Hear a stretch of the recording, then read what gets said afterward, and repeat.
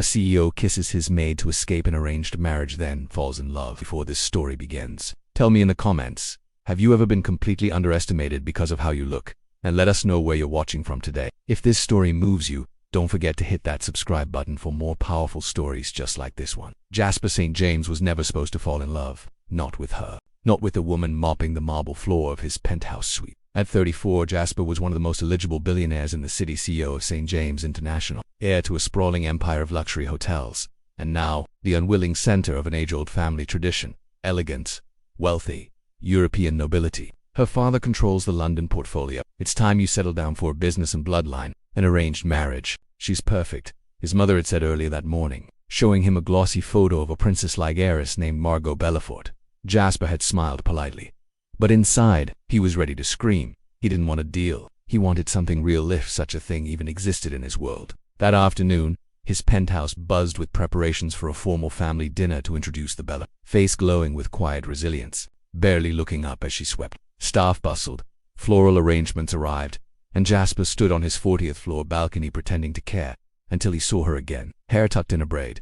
Her name was Amira. She'd started just 3 weeks ago, and something about her felt different. She moved with grace, like someone used to silence and solitude, but when she glanced up and caught him staring, her eyes were fierce. Not flirty, not fearful, just real. Sir, Craig, his assistant, rushed over the Belaforts downstairs. You have 30 seconds. Jasper turned to him, eyes narrowed. No, he said. No, I'm not doing it. Not tonight. Not ever. And before Craig could stop him, Jasper rushed back inside, straight into the hallway. Straight into Amira. A crystal glass crashed. Water soaked her apron. Oh, she gasped, steadying herself. I'm so sorry, he said instinctively, reaching for her hands. They froze, there just staring. And then, he kissed her. Kikon said in disparity. Not because he loved her, not yet, but because he knew his mother was watching. Not exactly. But I had to stop the dinner, and you were the only real thing in this room. And sure enough, from across the foyer her gasp filled the air. Amira stepped back, shocked. What was that? She whispered. A distraction, Jasper said quietly. Amira's face darkened. You used me, he swallowed. Her whole life, she'd worked to stay invisible. What would you have done in this exact situation? Comment your answer before we reveal what happened next. Amira didn't return the next day, nor the next. She'd taken unpaid leave without explanation.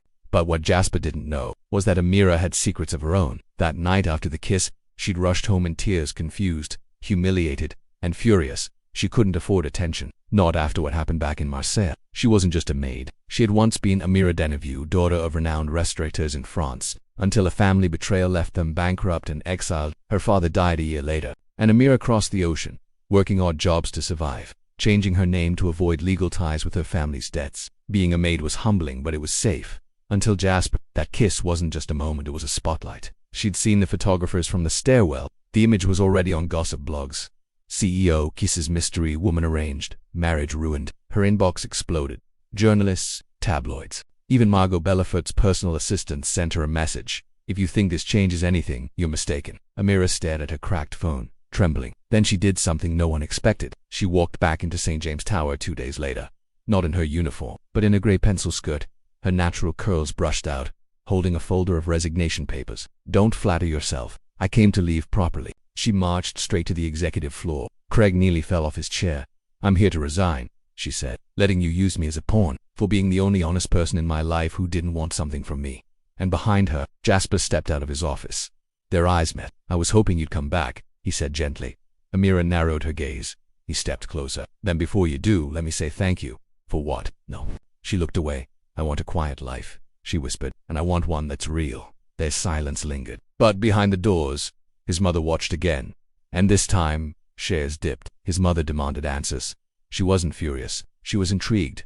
Amira didn't sign the resignation letter, no press, not yet. Instead, she left it in Jasper's office, with a sticky note. If you still think I'm the only real person in your life, prove it. That night, Jasper called off the arranged engagement officially.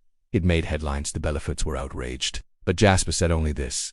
I won't marry someone for a merger. He didn't call Amira, didn't chase, never asked her out. Instead, he showed up the next week, at a community kitchen where she volunteered twice a month. No cameras, just him serving soup beside her. I'm not here to impress you, he said. I'm here to understand you. Amira blinked. Because I want something real too. They worked side by side, slowly, quietly. One that's not a stunt. For weeks, professional, poised but never flashy. She still carried the humility of her past with quiet pride. He never made a move. She'd already started pilot programs to offer hotel rooms to homeless mothers, and she was working on a scholarship fund for former employees' children. Until one day, he handed her a napkin folded into a rose. Inside was a note: "Would you consider joining St. James as Director of Community Relations? And maybe have coffee with me too?" Amira stared at the offer. It wasn't just romance, it was respect. She smiled. "You still owe me a real kiss," she teased. Jasper grinned. "Exactly." And just like that, the maid kissed the CEO back. But this time, she chose it. 2 weeks after joining the company as Director of Community Relations, Amira walked into the St. James headquarters not with a mop, but with a mission. She dressed in soft neutrals now. Her department, once neglected, was now buzzing. Jasper watched her from afar. He was falling for her.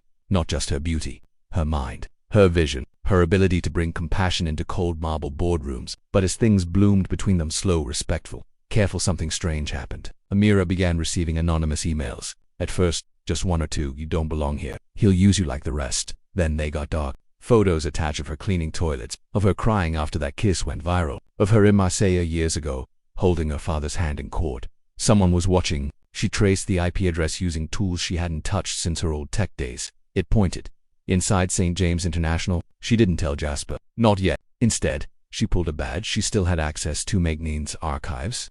Late one evening, she descended into the sublevel archives, a part of the building most executives forgot existed. She needed answers, and what she found shocked her. Old files, contracts, but with another rival hotel group Jasper had once tried to buy, and a hidden audit trail showing that the Belafort family had been planning a secret merger, not just with the St. James chain. The arranged marriage wasn't just tradition, it was a hostile takeover. She gasped. This wasn't about love, it was war. Amira didn't confront Jasper immediately. Instead, she did something bold. She invited Jasper's mother, Victoria St. James, to lunch. Just the two of them. Letters, contracts, legal traps. At first, Victoria arrived with icy politeness, clearly expecting to intimidate Amira.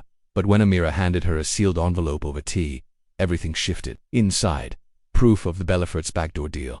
Victoria's hands trembled. "You're saying they were going to gut our family legacy?" Amira nodded. "They were going to bleed your son's company dry and keep the St. James name as a shell." Victoria looked stunned, impressed. "Not because it's mine, but because it's his. And because no one should be used for power, not even a maid. Because people like me are invisible. Until they're not." "How did you find this?" "I looked where no one else did." For the first time, Victoria truly saw her. "Why are you helping us?" she asked softly. "Because I care about this company," Amira said. Victoria didn't speak for a long time. Then she did something no one expected. She reached across the table and took Amira's hand. "You saved us," she whispered, "and I've misjudged you." That night, Victoria hosted a private dinner, small, family only. Jasper arrived late only to find Amira seated at the head of the table, beside his mother.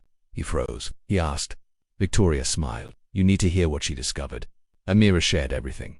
The plot, the surveillance, even the anonymous threats. Jasper's face hardened. "Whoever sent those emails." "I already traced them," Amira interrupted. "They came from someone you trust." Then she slid a name across the table. Jasper's eyes widened his coup. Jasper didn't sleep that night. He stared at the name Amira had written. Caleb Vaughan. He had used back channels, shell accounts, and even accessed Amira's employee records to create leverage. His COU, his former roommate, the man who'd stood beside him through every expansion, every acquisition. It couldn't be, unless it could. By morning, Jasper ordered an internal audit. What they found: shocking. Caleb had been feeding intel to the Bellaforts for years, securing his own silent seat on the merged board. It was a full-blown betrayal. By noon, Caleb was removed from the company, and by sunset, Jasper did something bold. He called a press conference. Standing beside Amira this time, publicly he announced a sweeping reform across the company, a restructuring of executive oversight, and a promotion for Amira Denevue, Executive Vice President of Social Impact and Innovation. The media exploded. But what stunned everyone wasn't the title. It was the way Jasper looked at her during the announcement. With love, with a silent promise. Later, as they stood alone in the hallway, Jasper whispered, "I still owe you that kiss." She smiled. "I'm not the maid anymore." "You never were," he said softly, and he kissed her again. Not for escape, not for spectacle, but because he had finally found the one woman who saw through him and stood beside him anyway.